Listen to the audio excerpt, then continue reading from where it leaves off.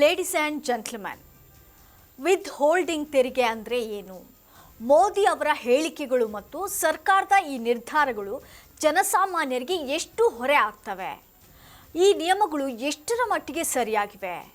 ಇವು ಉದ್ಯಮಿಗಳ ಪರವಾಗಿವೆಯಾ ಅಥವಾ ಜನಸಾಮಾನ್ಯರ ಹಿತಕ್ಕಾಗಿ ರೂಪಿಸಲ್ಪಟ್ಟಿವೆಯಾ? ಈ ಬಗ್ಗೆ ಕಂಪ್ಲೀಟ್ ಡೀಟೇಲ್ಸನ್ನು ನಾನು ನಿಮಗೆ ಹೇಳ್ತಾ ಹೋಗ್ತೀನಿ.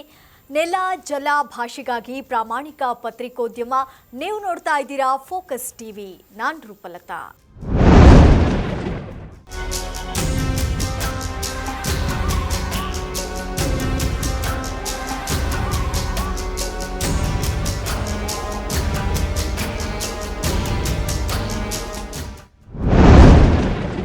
ಭಾರತಕ್ಕೆ ವಿದೇಶಿ ಹೂಡಿಕೆ ಸೆಳೆಯಲು ಕೇಂದ್ರ ಸರ್ಕಾರ ಮಹತ್ವದ ನಿರ್ಧಾರದತ್ತ ಹೆಜ್ಜೆ ಇಡುತ್ತಿದೆಯಾ?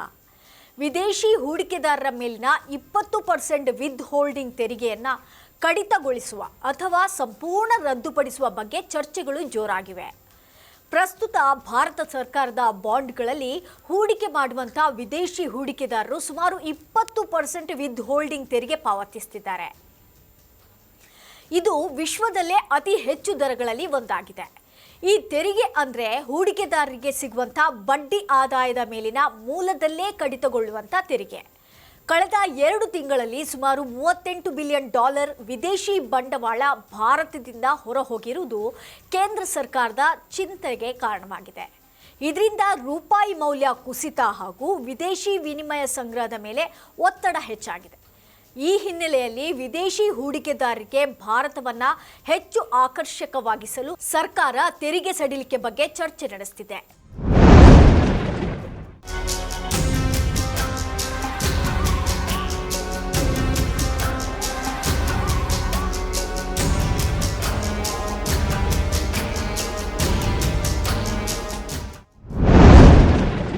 ಇತ್ತೀಚೆಗೆ ಪ್ರಧಾನಮಂತ್ರಿ ನರೇಂದ್ರ ಮೋದಿ ಚಿನ್ನ ಖರೀದಿ ಕಡಿಮೆ ಮಾಡಲು, ಸಾರ್ವಜನಿಕ ಸಾರಿಗೆ ಬಳಸಲು ಹಾಗೂ ವಿದೇಶ ಪ್ರವಾಸ ಮತ್ತು ಡೆಸ್ಟಿನೇಷನ್ ಮದುವೆಗಳನ್ನು ತಪ್ಪಿಸಲು ಜನರಿಗೆ ಮನವಿ ಮಾಡಿದರು.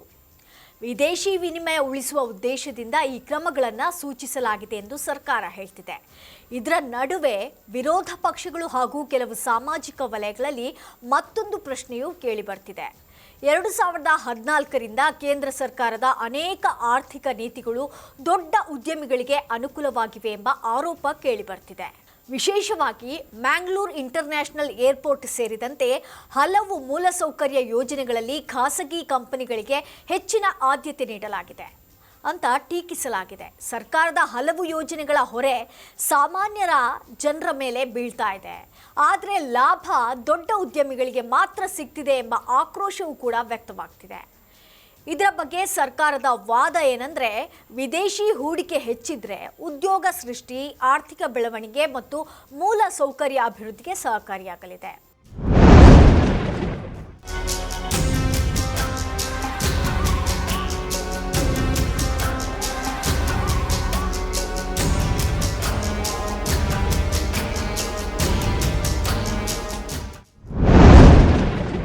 ವಿತ್ ಹೋಲ್ಡಿಂಗ್ ತೆರಿಗೆ ಕಡಿತದಿಂದ ಭಾರತಕ್ಕೆ ಹೆಚ್ಚಿನ ಹೂಡಿಕೆ ಬರಲಿದೆಯಾ? ಹಾಗಿದ್ರೆ ಮೋದಿ ಸರ್ಕಾರ ಘೋಷಿಸುವಂಥ ಈ ಯೋಜನೆಗಳು ಕಾರ್ಯರೂಪಕ್ಕೆ ಬರಲಿವೆಯೇ ಅಥವಾ ಹಿಂದಿನ ಹಲವು ಯೋಜನೆಗಳಂತೆ ಕೇವಲ ಘೋಷಣೆಗಳಾಗಿ ಉಳಿಯಲಿವೆಯೇ ಎಂಬ ಪ್ರಶ್ನೆ ಇದೀಗ ಎದುರಾಗಿದೆ.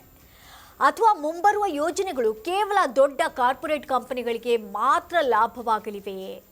ಬಡ ಮತ್ತು ಸಾಮಾನ್ಯ ಜನರ ಪರವೂ ಕಾರ್ಯನಿರ್ವಹಿಸಲಿವೆಯೇ ಎಂಬುದೇ ಪ್ರಶ್ನೆಯಾಗಿದೆ. ಇದು ಈ ಕ್ಷಣದ ಅಪ್ಡೇಟ್. ನೆಲ ಜಲ ಭಾಷೆಗಾಗಿ ಪ್ರಾಮಾಣಿಕ ಪತ್ರಿಕೋದ್ಯಮ. ನೋಡ್ತಾ ಇರಿ ಫೋಕಸ್ ಟಿವಿ.